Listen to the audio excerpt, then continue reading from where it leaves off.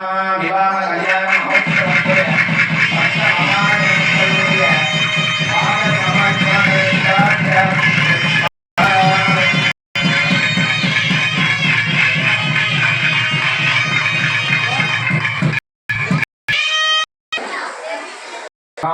கோவிந்தா கோவிந்த கோவிந்தா. நம்ம எல்லோருக்குமே ஒரு பிடிமானம்.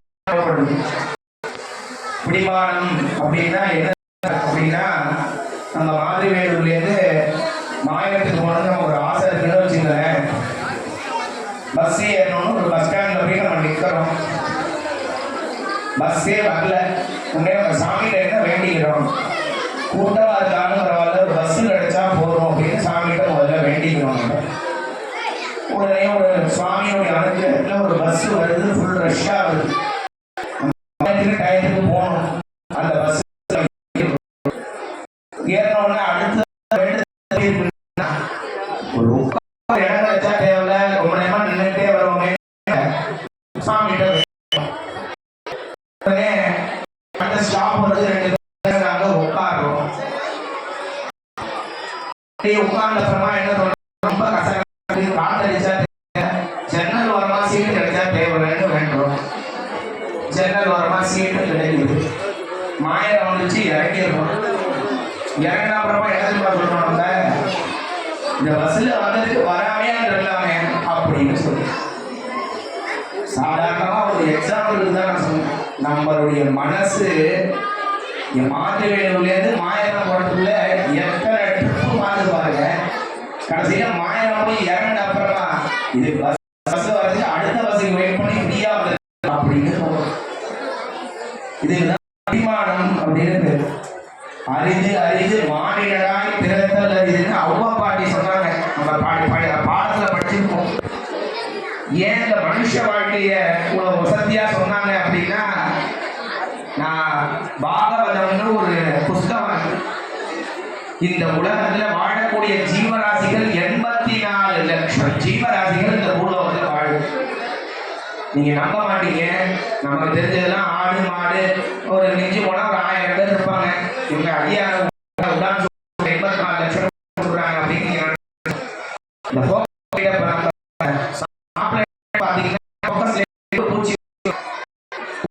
பூச்சி ஒவ்வொரு அந்த மாதிரி கணக்கு பண்ணீங்கன்னா ஊர்வன வீட்டுல கணக்கு பண்ணீங்கன்னா 84 லட்சம் ஜீவராசி. இத்தனை ஜீவராசிக்கு மேல இதுக்கு நமக்கு மனுஷனுங்கிற ஒரு பிறவி நமக்குலாம் கிடைச்சிருக்கு. ரொம்ப அரிதான ஒரு பிறவி. பாக்கி இதுக்கு முன்னாடி சொன்ன ஜீவராசிகள்லாம் 5 அறிவு தான்.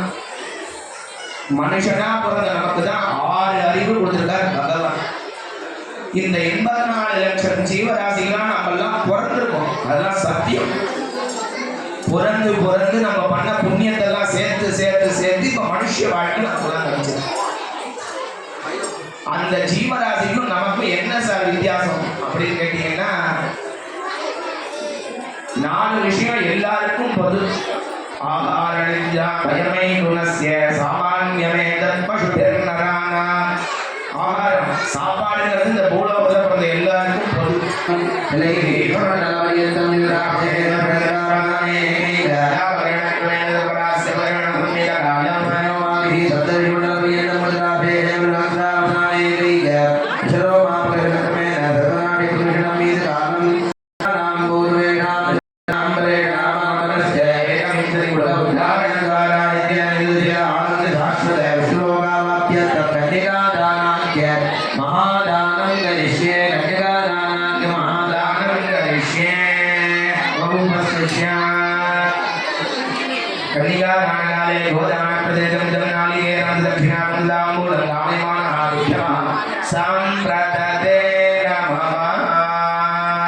பெருமாள் என்ன கோத்திரம், என்ன வம்சத்துல பிறந்திருக்கார், அவருடைய அப்பா பேர் என்ன, அவர் என்ன நட்சத்திரங்களுடைய கோத்திரத்தை வரும் இப்பொழுது சொல்ல போறோம். எல்லாரும் பிரார்த்தனை பண்ணிக்கிறோம். சதுர்ஷாகரபரியந்தம் கோ பிராமணேப்ய சுபம் பவது அனந்த வேதாந்த்யாதினே அச்சுத பரபிரம்மணே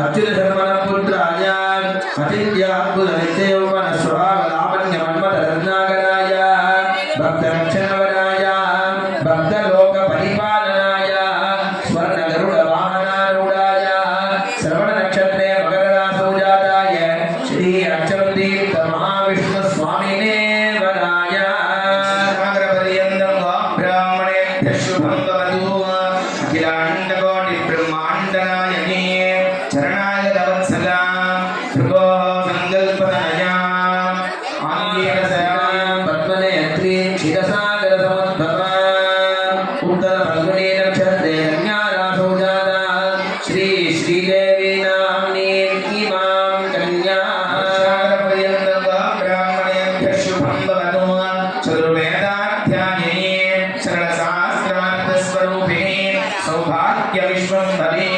काश्यपावत्सारणे भुवत्रयाऋषेय काश्यपगोत्रोद्भवे कश्यप प्रजापतेः सङ्कल्पतनया विष्णोः पुराणोदिः प्रकृत्या विश्वरूपा पूर्वफल्गुने नक्षत्रे सिंहरासौ जाता श्री भूमिदेवी नाम्नी इमां कन्या कन्यां कनकवर्णा कनकाभरणे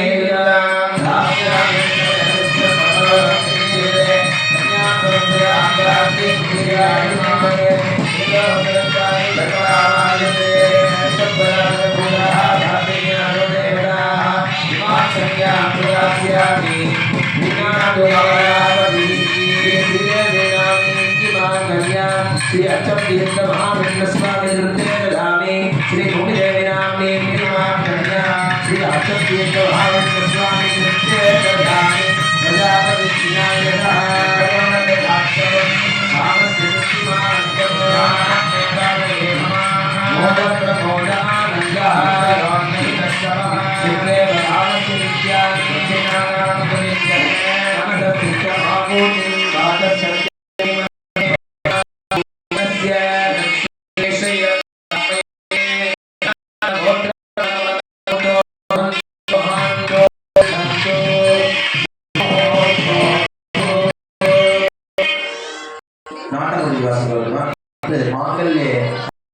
மாங்கல்ய பூஜை பண்ணி ஸ்ரீ சூக்தத்தினால ஜெபம் பண்ண போறோம். எல்லாரும் சுவாமியை பிரார்த்தனை பண்ணிக்கோங்க.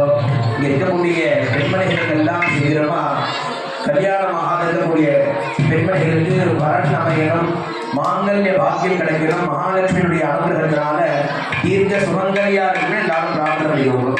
ஓம் ஹிரண்யவரணாபரணி